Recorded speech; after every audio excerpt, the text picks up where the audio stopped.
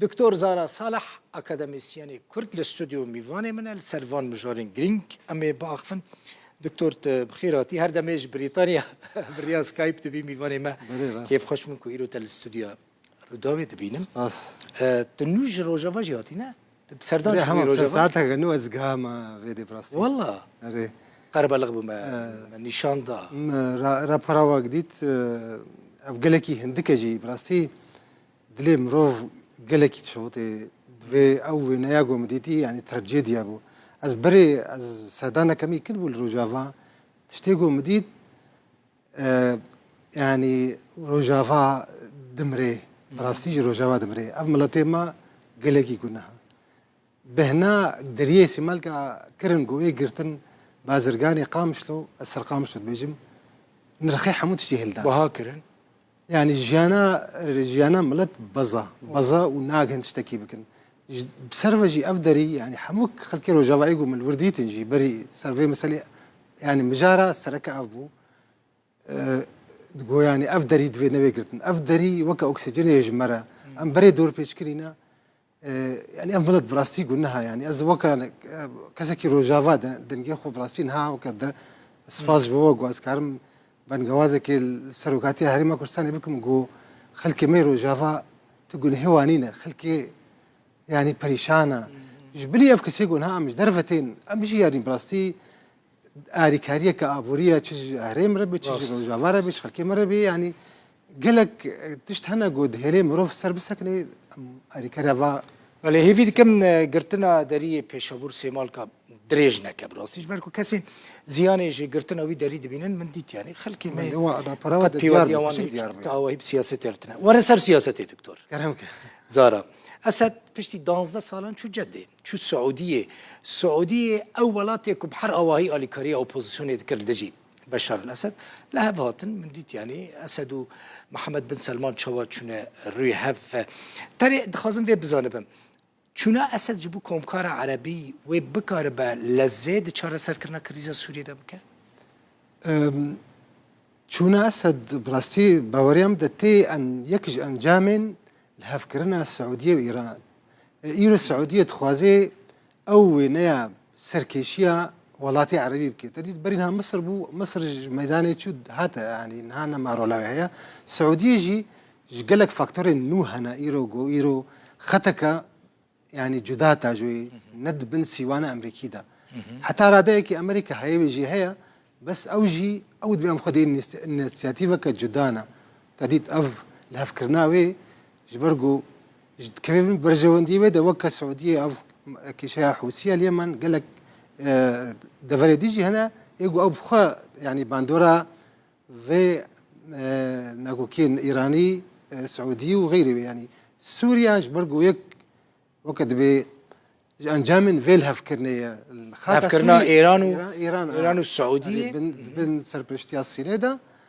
وروسيا جي بشتفانديا بيت كجبرجو أو هف بنديا دجي أمريكا أو هف بندياجو إيرو روسيا تخوازي برفرار بكي يرو أولاتين جو بري بأمريكا طاشتين تخوارن مكارن بيجن بزماني كرد يرو حمو بن باسكي ودرت كم أبجد فقري سياسة أمريكية قلسي نزلال تبروجي ويل دفرين أما أمريكا تبيجي أزل تجي ويكيمك ولاتين عربي جاري كدن بيواندين خو بروسيا بسوريا رأسي بكن أف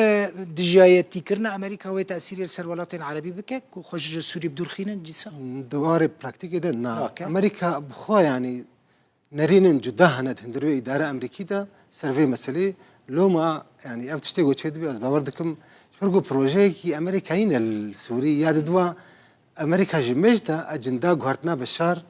درخستيا أو بيجي برب مني يعني سياسة وقت بواقعية رياليزم برجواندينا أمريكا جي ولا شارع سركرنا كريزا سوري نيزك دكا فقرا أسد جبوكم عربي أبنا فينا نيزك ناكي أف بهتر أو هف بندين ما كما قلتين ها هف بندي يعني أو بعربي تموضع قال لك هادنا قهرتن يعني أبنا يكج أن جامعي اللي شارع سركرنا كريزا سوري بردوام بكيش برضو هين تشتكل عرضي بكناي يعني فقرا أسد ويتشبه يرو فقرا أسد قالك شرط مرج هنا جو أسد بيك ناينين ها يرو ولاتن عربية جو قالك يتخوازن أسد فقري أردن إمارات وأنا أو يعني تشنوا تايبتها من أردن مثلا حبين هشبري كابتاغونا سينورا تيرورا السعودي جيرو تخوازي في سركيشيه بكي وببي بداوي بكي اللي نبوي شار سرياغو ام وكان تديد او اوبوزيسيون قال لك بريارة دو بيست بينجو شار ل رژیم اسد شي قبول ناكي او بيجن ها بهتر ام تركيز بك سر مساله پنابرا اف پنابر جي گريداينا فاولات اردن لزيت كي لبنان لزيت كي تركي جي اردوغان خياوي بسر بكفي اف في بروسيا پنابرا وينها سامبي يعني قال لك شرط مرجين تركاهنا واي رژیم يجي هنا يعني ابناجي قال لك وقت في دكتور زارا ورم سر مساله روج اوای کردستاني مثلا تنها بحثوي كيكر قلت بلانك استراتيجيك يا امريكا الروجافي كردستان تنه امريكي جد بيجن يعني مش بده داعش البدرنا من بخوب قالك بربرسين وان راف بيفين شيكرنا تنه كرجي زانن كو امريكي دمدريج الورنامين استراتيجيك وكروسان مثلا باشا قدر يعني دفي كرد شبكن البدري دفي بري خوبدن كي جنالي يعني دفي كردجي قاربن سود جوير يعني خوندنا سياسي دفي زانب ايرو بريارو جار سريب كودا دشي كي خديه برياريا بري خوب نبي ايروم افلا الهفكرنا تركي وسوري دبنسي وايران جي هف بشا دبنسي وانا روسي دا از باوردكم وي اف خط هري سري بهتر مادام امريكا نكاري تفرجي من وقت هذا جي بحسكر فردا ايرو كرد يعني يكج بو بس بين زمان يكجي شرط مرجين تركي هيا او دفرا سينوري تفدا فالا بيج كردان في رجيم بري ترى دايكي او اتفاقي ادنا تخواز فقرين بلكي نب بيج كيلومتر بكي زيادة تربي هردو الي راضي بن از باوردكم بروجي ريف بريا خسرجي نيزيكي وي يعني اوجي نابجي بس نابي نا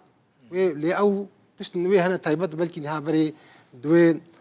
انيشيتيفا جبو على سريا سياسي بو سوري هنا كي ديار كرن يعني اوجي لدفرداز باوردكم كرد يعني دوي يدي هناك يعني الهفرون يعني وكا كرد يعني بيج ايرو برسان ماني ونمانيا اگر امريكا صباش فردر كبي ويتي تشيبي وتشارا سري تشينبي بخوا از الوجبا مديد بيد روش تش خرابه يعني وي كرد بكبنا بن طوفانك بو بلادك مزنده دوي اف اليه سياسي جبو فيتشتي تاني الهف بكن يعني او بروجي وان دي بين جبرقو نهات مثلا باراستنايا فردا يعني از بيجم حتى هذاك امريكا جي وقالك افولاتين ديجي تخوازن شارسريكا سوري بين يعني ننافنديكا اداري شيويكي ولو بلكي الرجيم روسيا ضغطي لك قبول بكي او تايبتيا منديا وادا فراوك بيرو جافا او الوان دفردين الي درع سويدا النهال شغل باكور وادا فراهيد نزان شاوابي يعني اف سيناريو جي هيا بس في كرت حموس انه بيجن يعني هناكي حتى نهام هن البندا البرشا بيهر دكتور زور سباس دكتور زارا صالح اكاديميسياني كرد ميفاني مبوي مرة اليكس باس